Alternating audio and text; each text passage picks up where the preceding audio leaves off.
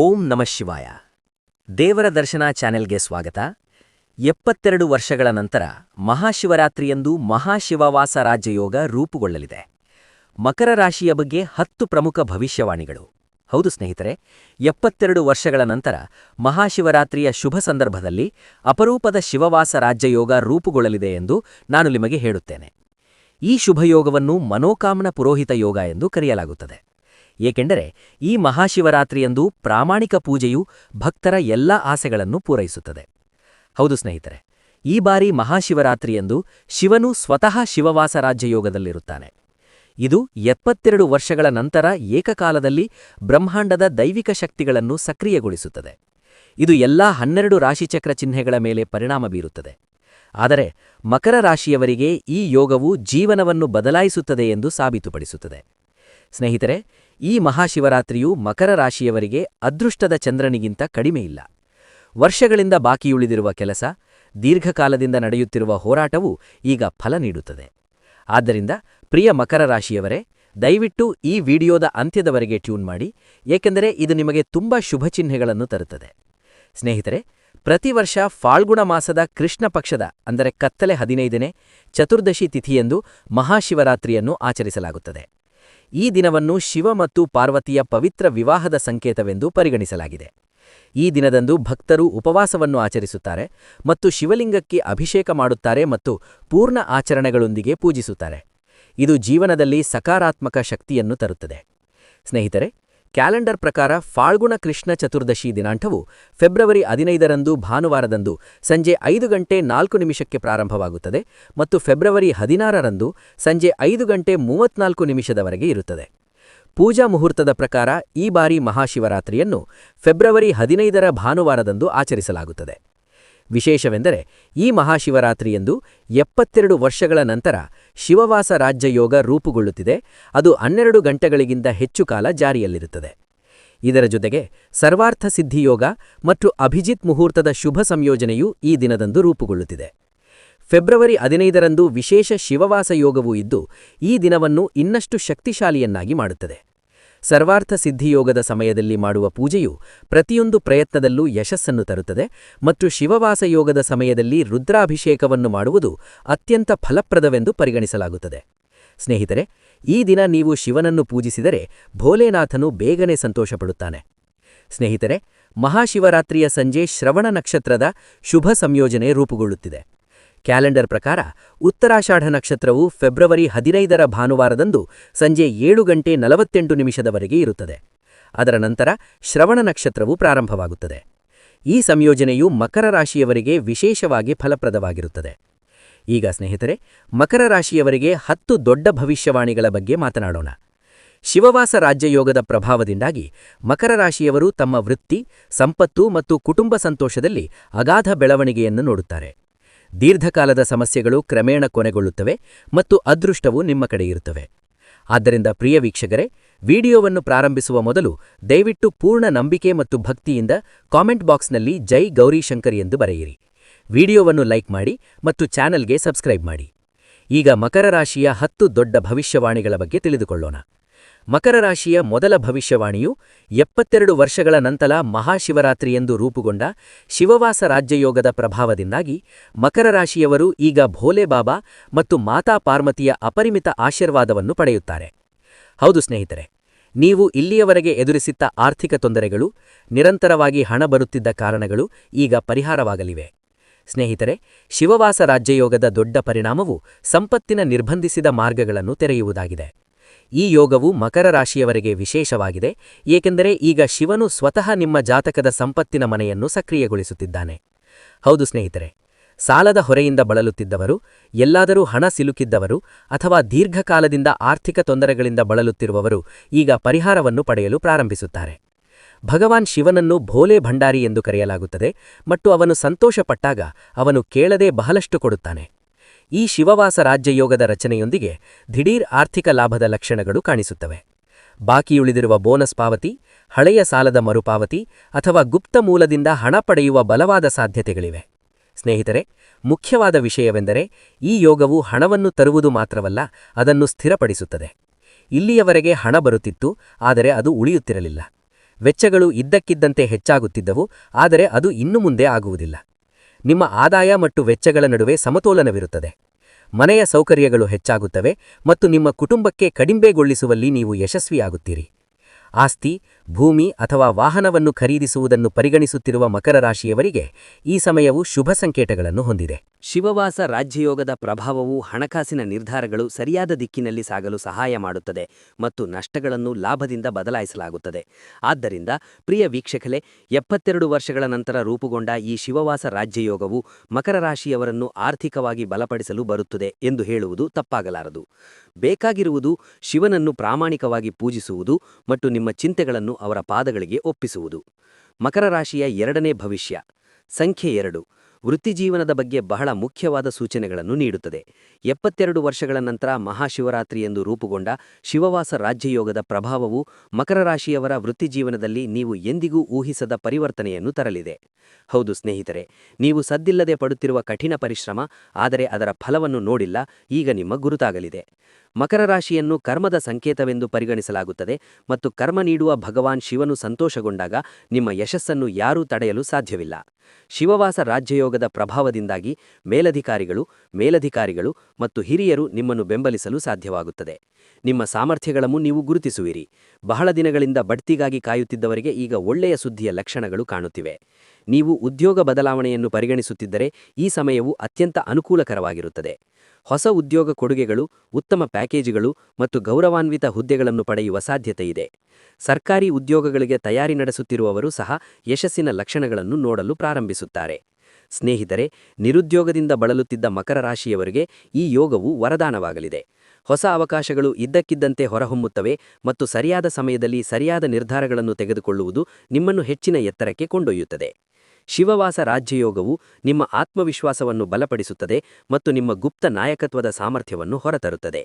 ವ್ಯವಹಾರ ಮತ್ತು ಉದ್ಯೋಗದ ನಡುವೆ ಗೊಂದಲಕ್ಕೊಳಗಾಗಿದ್ದವರು ಈಗ ಸ್ಪಷ್ಟತೆಯನ್ನು ಕಂಡುಕೊಳ್ಳುತ್ತಾರೆ. ಪ್ರಮುಖ ವೃತ್ತಿಜೀವನದ ನಿರ್ಧಾರಗಳನ್ನು ತೆಗೆದುಕೊಳ್ಳುವುದು ಇನ್ನು ಮುಂದೆ ಬೆದರಿಸುವಂತಿರುವುದಿಲ್ಲ, ಏಕೆಂದರೆ ಶಿವನು ನಿಮ್ಮ ಬುದ್ಧಿಶಕ್ತಿಯನ್ನು ಸರಿಯಾದ ದಿಕ್ಕಿನಲ್ಲಿ ನಡೆಸುತ್ತಿದ್ದಾನೆ. ಆದ್ದರಿಂದ ಪ್ರಿಯ ವೀಕ್ಷಕರೇ, ಈ ಶಿವವಾಸ ರಾಜ್ಯಯೋಗವು ಮಕರ ರಾಶಿಯವರಿಗೆ ಅವರ ವೃತ್ತಿಜೀವನಕ್ಕೆ ಹೊಸ ಉತ್ತೇಜನವನ್ನು ನೀಡಲಿದೆ ಎಂದು ಹೇಳುವುದು ಸಂಪೂರ್ಣವಾಗಿ ಸರಿಯಾಗಿದೆ. ಶಿವನನ್ನು ಪೂಜಿಸಿ ಮತ್ತು ಸಂಪೂರ್ಣ ನಂಬಿಕೆಯೊಂದಿಗೆ ಮುಂದುವರಿಯಿರಿ. ಯಶಸ್ಸು ಖಂಡಿತವಾಗಿಯೂ ಅನುಸರಿಸುತ್ತದೆ. ಮಕರ ರಾಶಿಯ 3ನೇ ಭವಿಷ್ಯ. 3ನೇ ಸಂಖ್ಯೆ ಪ್ರೇಮಜೀವನದ ಬಗ್ಗೆ ಬಹಳ ಶುಭಚಿಹ್ನೆಗಳನ್ನು ನೀಡುತ್ತದೆ.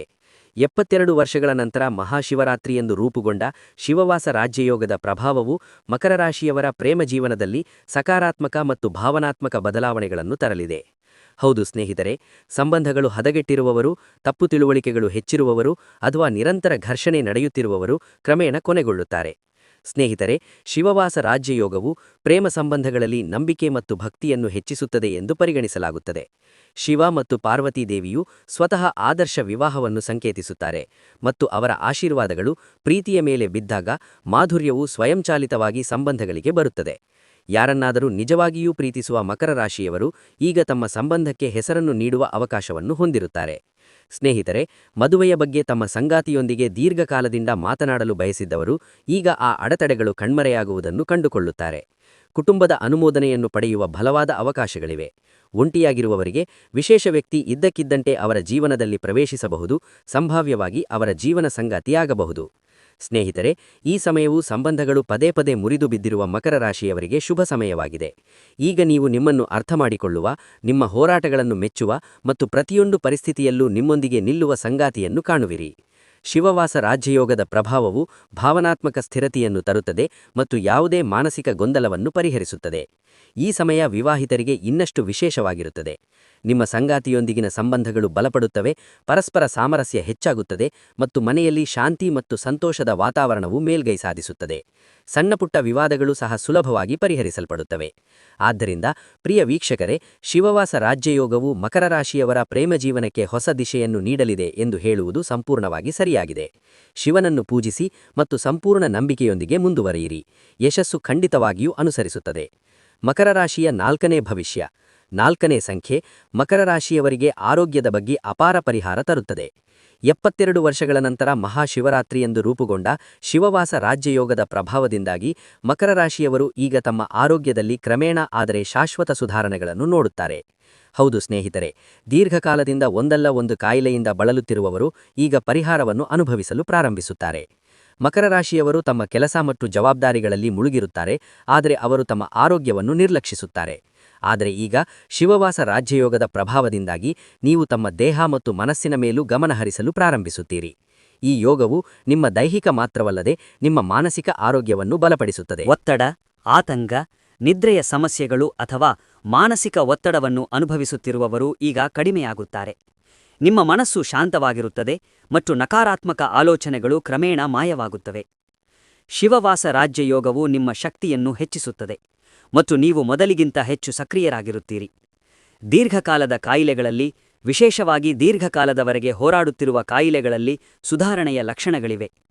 ಔಷಧಿಗಳು ಉತ್ತಮವಾಗಿ ಪ್ರತಿಕ್ರಿಯಿಸುತ್ತವೆ ಮತ್ತು ಸರಿಯಾದ ಚಿಕಿತ್ಸೆಗೆ ಅವಕಾಶಗಳಿವೆ. ಆದಾಗ್ಯೂ ಸ್ನೇಹಿತರೆ, ಈ ಸಮಯದಲ್ಲಿ ನೀವು ಅಜಾಗರೂಕತೆಯನ್ನು ತಪ್ಪಿಸಬೇಕು ಮತ್ತು ಸಮತೋಲಿತ ದೈನಂದಿನ ದಿನಚರಿಯನ್ನು ಕಾಪಾಡಿಕೊಳ್ಳಬೇಕು. ಯೋಗ, ಧ್ಯಾನ ಮತ್ತು ಶಿವಮಂತ್ರಗಳನ್ನು ಪಠಿಸುವುದು ಈ ಸಮಯದಲ್ಲಿ ನಿಮಗೆ ಅತ್ಯಂತ ಪ್ರಯೋಜನಕಾರಿಯಾಗಿದೆ. ನೀವು ಮಹಾಶಿವರಾತ್ರಿಯೆಂದು ಉಪವಾಸ ಮಾಡಿ ಶಿವನನ್ನು ಪೂಜಿಸಿದರೆ ಅದರ ಪರಿಣಾಮಗಳು ನಿಮ್ಮ ಆರೋಗ್ಯದ ಮೇಲೆ ನೇರವಾಗಿ ಪ್ರತಿಫಲಿಸುತ್ತದೆ. ಆದ್ದರಿಂದ ಪ್ರಿಯ ವೀಕ್ಷಕರೇ, ಈ ಶಿವವಾಸ ರಾಜ್ಯಯೋಗವು ಮಕರ ರಾಶಿಯವರಿಗೆ ಆರೋಗ್ಯ ಮತ್ತು ಮಾನಸಿಕ ಶಾಂತಿ ಎರಡನ್ನೂ ನೀಡುತ್ತದೆ ಎಂದು ಹೇಳುವುದು ಸುರಕ್ಷಿತವಾಗಿದೆ. ಭೋಲೆನಾಥನಲ್ಲಿ ನಂಬಿಕೆ ಇರಿಸಿ ಮತ್ತು ನಿಮ್ಮ ಆರೋಗ್ಯದ ಬಗ್ಗೆ ಜಾಗರೂಕರಾಗಿರಿ. ಮಕರ ರಾಶಿಯವರಿಗೆ 5ನೇ ಭವಿಷ್ಯವು ಪ್ರಯಾಣ ಮತ್ತು ಸ್ಥಳಾಂತರಕ್ಕೆ ಸಂಬಂಧಿಸಿದಂತೆ ಬಹಳ ಶುಭ ಚಿಹ್ನೆಗಳನ್ನು ಹೊಂದಿದೆ. 72 ವರ್ಷಗಳ ನಂತರ ಮಹಾಶಿವರಾತ್ರಿಯೆಂದು ರೂಪುಗೊಂಡ ಶಿವವಾಸ ರಾಜ್ಯಯೋಗದ ಪ್ರಭಾವವು ಈಗ ಮಕರ ರಾಶಿಯವರ ಜೀವನದಲ್ಲಿ ದೀರ್ಘ ಮತ್ತು ಪ್ರಯೋಜನಕಾರಿ ಪ್ರಯಾಣಗಳ ಸಾಧ್ಯತೆಗಳನ್ನು ಬಲಪಡಿಸುತ್ತಿದೆ. ಹೌದು ಸ್ನೇಹಿತರೆ, ಬಹಳ ಸಮಯದಿಂದ ಪ್ರವಾಸವನ್ನು ಯೋಜಿಸುತ್ತಿದ್ದ ಆದರೆ ಪದೇ ಪದೇ ಅಡೆತಡೆಗಳನ್ನು ಎದುರಿಸುತ್ತಿರುವವರು ಈಗ ಕೊನೆಗೊಳ್ಳಲಿದ್ದಾರೆ. ಸ್ನೇಹಿತರೆ, ಶಿವವಾಸ ರಾಜ್ಯಯೋಗವನ್ನು ಪ್ರಯಾಣದ ಮೂಲಕ ಅದೃಷ್ಟವನ್ನು ಸಕ್ರಿಯಗೊಳಿಸುವ ಯೋಗವೆಂದು ಪರಿಗಣಿಸಲಾಗಿದೆ. ಈ ಯೋಗದಿಂದಾಗಿ ಮಕರ ರಾಶಿಯವರು ಕೆಲಸ, ವ್ಯವಹಾರ ಅಥವಾ ಶಿಕ್ಷಣಕ್ಕಾಗಿ ದೂರದ ಸ್ಥಳಗಳಿಗೆ ಪ್ರಯಾಣಿಸಬೇಕಾಗಬಹುದು. ಇದು ಅಂತಿಮವಾಗಿ ಅವರ ಜೀವನದ ಹಾದಿಯನ್ನು ಬದಲಾಯಿಸುತ್ತದೆ. ವಿದೇಶ ಪ್ರಯಾಣದ ಬಲವಾದ ಸಾಧ್ಯತೆಗಳು ಇವೆ, ವಿಶೇಷವಾಗಿ ವಿದೇಶ ಪ್ರವಾಸ ಮಾಡಲು ದೀರ್ಘಕಾಲದಿಂದ ಬಯಸುವವರಿಗೆ. ಈ ಸಮಯ ಧಾರ್ಮಿಕ ತೀರ್ಥಯಾತ್ರೆಗಳಿಗೂ ಸಹ ತುಂಬಾ ಶುಭವಾಗಿದೆ. ನೀವು ಮಹಾಶಿವರಾತ್ರಿಯ ಸುತ್ತಮುತ್ತಲಿನ ಯಾವುದೇ ಶಿವಧಾಮ, ಜ್ಯೋತಿರ್ಲಿಂಗ ಅಥವಾ ತೀರ್ಥಯಾತ್ರೆಗೆ ಭೇಟಿ ನೀಡಿ ಭೋಲೆನಾಥನನ್ನು ಪೂಜಿಸಿದರೆ, ನೀವು ಹೀಗೆ ಮಾಡಿದರೆ ಫಲಿತಾಂಶಗಳು ಹೆಚ್ಚಾಗುತ್ತವೆ. ನೀವು ಮಾನಸಿಕ ಶಾಂತಿ ಮತ್ತು ಆಧ್ಯಾತ್ಮಿಕ ತೃಪ್ತಿಯನ್ನು ಪಡೆಯುತ್ತೀರಿ. ಹೊಸ ನಗರದಲ್ಲಿ ವರ್ಗಾವಣೆ ಅಥವಾ ನೆಲೆಸುವಿಕೆಯನ್ನು ಪರಿಗಣಿಸುವವರಿಗೆ ಈ ಯೋಗವು ಅನುಕೂಲಕರವಾಗಿದೆ. ಹೊಸ ಸ್ಥಳವು ನಿಮಗೆ ಪ್ರಗತಿ ಮತ್ತು ಯಶಸ್ಸಿನ ಹೊಸ ಮಾರ್ಗಗಳನ್ನು ತೆರೆಯುತ್ತದೆ. ಮಕರ ರಾಶಿಯ 6ನೇ ಭವಿಷ್ಯವನ್ನು ವ್ಯಾಪಾರ ಮತ್ತು ವ್ಯಾಪಾರಕ್ಕೆ ಬಹಳ ಶುಭವೆಂದು ಪರಿಗಣಿಸಲಾಗುತ್ತದೆ. 72 ವರ್ಷಗಳ ನಂತರ ರೂಪುಗೊಂಡ ಶಿವವಾಸ ರಾಜ್ಯಯೋಗದ ಪ್ರಭಾವದಿಂದಾಗಿ ಮಕರ ರಾಶಿಯ ಉದ್ಯಮಿಗಳಿಗೆ ಈಗ ಬೆಳವಣಿಗೆ ಮತ್ತು ವಿಸ್ತರಣೆಯ ಅವಧಿ ಪ್ರಾರಂಭವಾಗುತ್ತಿದೆ. ದೀರ್ಘಕಾಲದವರೆಗೆ ನಿಧಾನವಾಗಿದ್ದ ವ್ಯವಹಾರಗಳು ಈಗ ಹೊಸ ಜೀವನವನ್ನು ಕಂಡುಕೊಳ್ಳುತ್ತವೆ. ಸ್ನೇಹಿತರೆ, ಶಿವವಾಸ ರಾಜ್ಯಯೋಗವು ವ್ಯವಹಾರಕ್ಕೆ ವಿಶ್ವಾಸಾರ್ಹತೆ ಮತ್ತು ಸ್ಥಿರತೆಯನ್ನು ತರುತ್ತದೆ. ಹೊಸ ಗ್ರಾಹಕರು ಸೇರುತ್ತಾರೆ, ಹಳೆಯ ಸಂಪರ್ಕಗಳು ಬಲಗೊಳ್ಳುತ್ತವೆ ಮತ್ತು ಸಿಲುಕಿಕೊಂಡ ಹಣದ ಮರಳುವಿಕೆಯ ಲಕ್ಷಣಗಳಿವೆ. ನೀವು ಹೊಸ ವ್ಯವಹಾರವನ್ನು ಪ್ರಾರಂಭಿಸುವ ಬಗ್ಗೆ ಯೋಚಿಸುತ್ತಿದ್ದರೆ ಇದು ತುಂಬಾ ಅನುಕೂಲಕರ ಸಮಯ.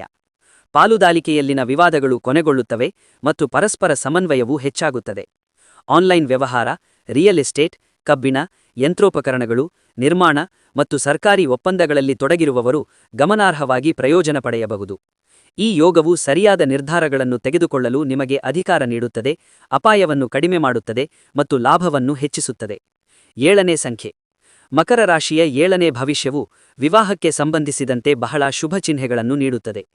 72 ವರ್ಷಗಳ ನಂತರ ಮಹಾಶಿವರಾತ್ರಿಯೆಂದು ರೂಪುಗೊಂಡ ಶಿವವಾಸ ರಾಜ್ಯಯೋಗದ ಪ್ರಭಾವದಿಂದಾಗಿ ಮಕರ ರಾಶಿಯವರಿಗೆ ವಿವಾಹಕ್ಕಿರುವ ಎಲ್ಲ ಅಡೆತಡೆಗಳು ದೂರವಾಗಲಿವೆ.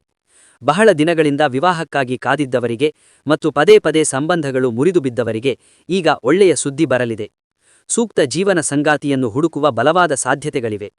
ವಿವಾಹಿತ ವ್ಯಕ್ತಿಗಳಿಗೆ ಈ ಸಮಯವು ಅವರ ಸಂಬಂಧಗಳನ್ನು ಬಲಪಡಿಸುತ್ತದೆ. ಅವರ ಸಂಗಾತಿಯೊಂದಿಗಿನ ಭಿನ್ನಾಭಿಪ್ರಾಯಗಳು ಕಡಿಮೆಯಾಗುತ್ತವೆ ಮತ್ತು ಪರಸ್ಪರ ತಿಳುವಳಿಕೆ ಹೆಚ್ಚಾಗುತ್ತದೆ. ಮಕ್ಕಳಿಗಾಗಿ ಹಾರೈಸುವ ದಂಪತಿಗಳಿಗೆ ಇದು ಶುಭ ಸಮಯ. ಶಿವ ಮತ್ತು ಪಾರ್ವತಿಯ ಆಶೀರ್ವಾದದಿಂದ ಅವರ ವೈವಾಹಿಕ ಜೀವನದಲ್ಲಿ ಸ್ಥಿರತೆ ಮತ್ತು ಸಂತೋಷ ಮೇಲ್ಗೈ ಗಳಿಸುತ್ತದೆ. ಮಕರ ರಾಶಿಯ 8ನೇ ಭವಿಷ್ಯ. 8ನೇ ಸಂಖ್ಯೆ ಸಂತಾನೋತ್ಪತ್ತಿಗೆ ಸಂಬಂಧಿಸಿದಂತೆ ಬಹಳ ಶುಭ ಚಿಹ್ನೆಗಳನ್ನು ನೀಡುತ್ತದೆ.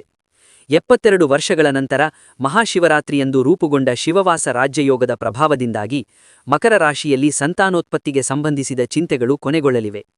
ದೀರ್ಘಕಾಲದಿಂದ ಸಂತಾನಕ್ಕಾಗಿ ಹಾರೈಸಿದ್ದವರಿಗೆ ಈಗ ಒಳ್ಳೆಯ ಸುದ್ದಿ ಬರುತ್ತಿದೆ. ನಿಮ್ಮ ಮಕ್ಕಳ ಶಿಕ್ಷಣ, ವೃತ್ತಿ ಮತ್ತು ಆರೋಗ್ಯಕ್ಕೆ ಸಂಬಂಧಿಸಿದ ಸಮಸ್ಯೆಗಳು ಸಹ ಸುಧಾರಿಸುತ್ತವೆ. ಕುಟುಂಬದಲ್ಲಿ ಸಂತೋಷದ ವಾತಾವರಣ ಮೇಲ್ಗೈಗಳಿಸುತ್ತದೆ ಮತ್ತು ಪರಸ್ಪರ ಪ್ರೀತಿ ಹೆಚ್ಚಾಗುತ್ತದೆ. ನಿಮ್ಮ ಮಕ್ಕಳ ಬಗ್ಗೆ ನಿಮಗೆ ಹೆಮ್ಮೆ ಮತ್ತು ತೃಪ್ತಿಯ ಭಾವ ಉಂಟಾಗುತ್ತದೆ. ಆದ್ದರಿಂದ ಪ್ರಿಯ ವೀಕ್ಷಕರೇ, ಶಿವವಾಸ ರಾಜ್ಯಯೋಗವು ಮಕರ ರಾಶಿಯವರಿಗೆ ಕುಟುಂಬ ಸಂತೋಷ ಮತ್ತು ತೃಪ್ತಿಯನ್ನು ತರುತ್ತಿದೆ ಎಂದು ಹೇಳುವುದು ಸಾಕಷ್ಟು ನಿಖರವಾಗಿದೆ. ಸಂಖ್ಯೆ 9.